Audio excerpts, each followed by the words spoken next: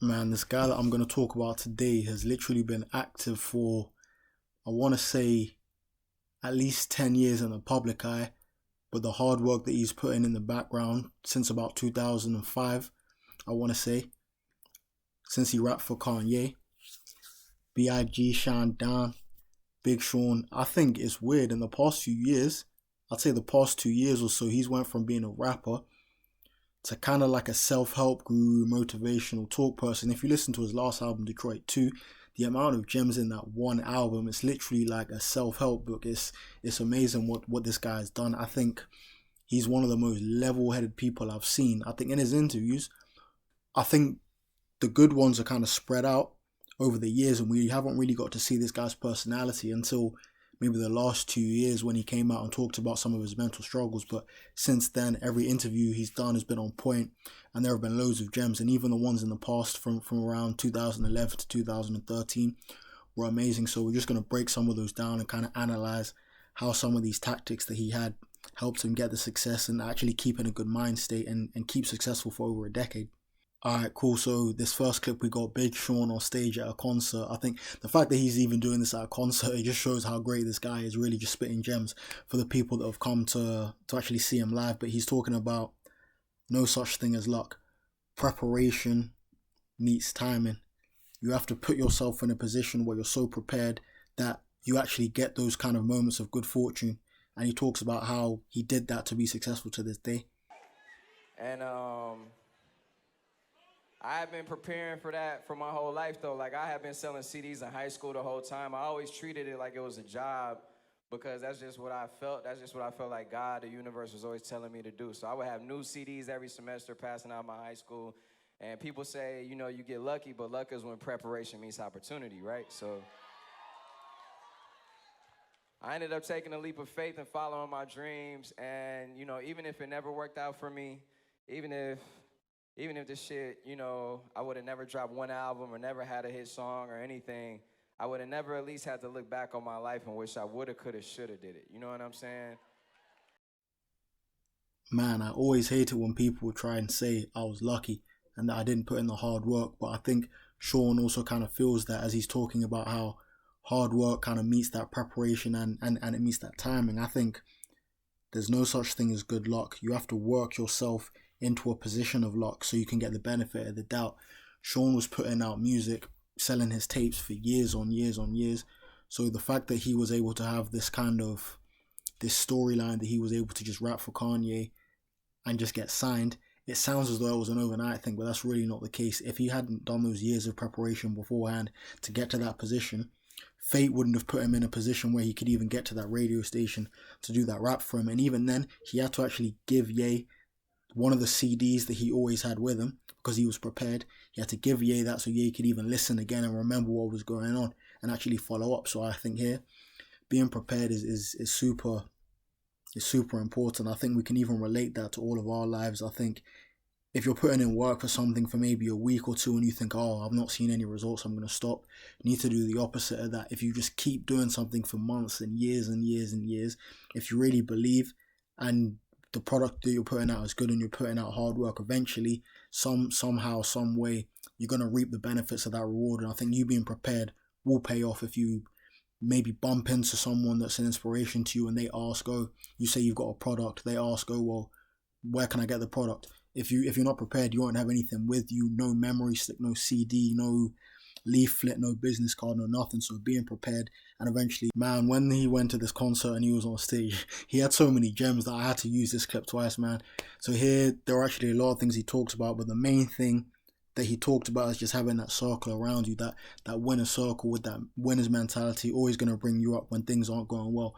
Having that is so vital in trying to get success. I think at the end of the day, you can do it on your own, but having that crew of like-minded people is always going to propel you up and always going to kind of help you out when you need it. Wishing you woulda, coulda, shoulda, and surround yourself with the people who thinking like you. Don't be surrounding yourself with lower level, lower energy, leeches, people trying to grab onto you and pull you down. Don't do that. You know what I'm saying? Everybody isn't made to go there to that place, special place with you, but surround yourself with the people who are, because when you empower a team and when you're a part of a team, That's how you take that shit to new levels and new heights, and that's how you create a whole new wave in this world. You know what I'm saying? Make sure you move out of your city. Do what the fuck you love to do. Follow, moving out of your city, following your dreams, that's the only way that you'll ever know what your true purpose is in life. Man, sometimes I think, like, having like-minded people around you, I legit think that is one of the most important things in life. Like, regardless of any other thing in life, as long as you got good people around you, at the end of the day, your environment is going to determine how you kind of end up, how you turn out. If you do keep those positive people around you with positive energy, more likely than not, you're going to be a positive, optimistic person. You're going to strive for perfection. You're going to reach for the stars. You're going to actually go for yours, go for your goals. If you keep all of that negative energy around you, it's going to be so discouraging. Even with Sean, for example, making music, and then let's say you've got negative people around you saying, man, that's never going to work and all this kind of stuff, you're not going to be able to kind of excel and propel. So as he said, sometimes you need to leave where you're at, leave your city and go to another place where you got like-minded people just to kind of get out of that mind state. I think being in physical jail is just as bad as being in a mental jail, and being in that jail mentally with those people with that negative mindset is really gonna kind of hurt your success. So sometimes you have to just leave where you're at and go to another place where you got different kinds of people. So don't be afraid of cutting people off with that negative mindset. Always strive for the positivity. Distance yourself from negative energy. Stick to the plan. Stay focused. Risk. There is no chance to evolve and progress without taking risk. I feel like it's the necessary element to self-development. Like, it's the key to living life to the fullest. Risk, according to Webster, is the chance of injury, damage, loss, the failure of your expectations.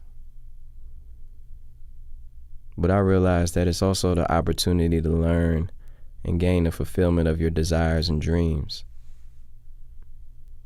When I think of risk, or just what risk means, I feel like I might think of being afraid, or really, risk is a way to overcome what you fear.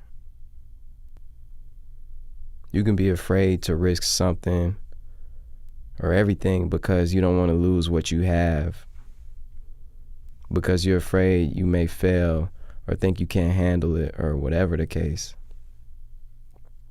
You'll spend so much energy and time trying to keep what you have instead of progressing into something new. Man, Jay-Z once said, a loss ain't a loss, it's a lesson. Appreciate the pain, it's a blessing.